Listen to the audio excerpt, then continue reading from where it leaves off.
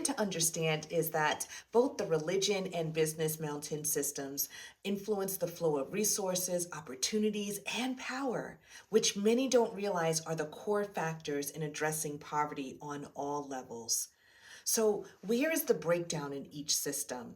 For example, some religious institutions say we don't want the world systems infiltrating our spaces. Meanwhile, the world says keep church systems out of our workplaces. At first glance, it seems like these two are at odds, working against each other and operating in completely different systems. But what if I told you that their systems are more aligned than we think?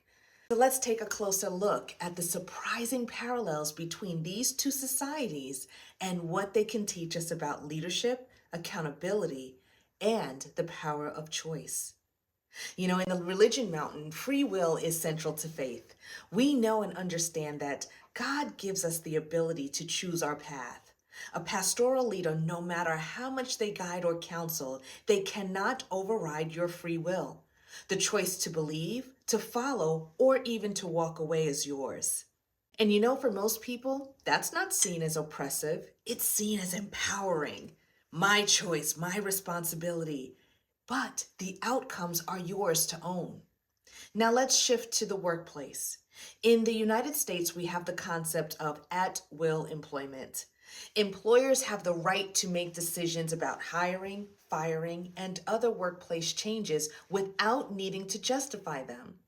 Just like employees can leave their jobs without giving a reason. You remember the Great Resignation. But here's the twist. Unlike in the religion society, these choices are often perceived as unfair or discriminatory. But I ask, why the double standard? Is it because in the workplace, choices often feel transactional, even impersonal?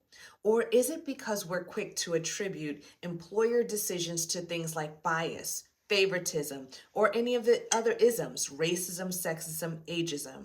I'm not saying that the isms don't exist. The main priority of inserting that into the discussion is because we're looking to see why the double standard. The truth is, both free will and at will are systems of choice, but our response to them often depends on how much control or influence we feel we have in the process. So, what am I trying to say? In both systems, the power of choice comes with responsibility. In the church, we're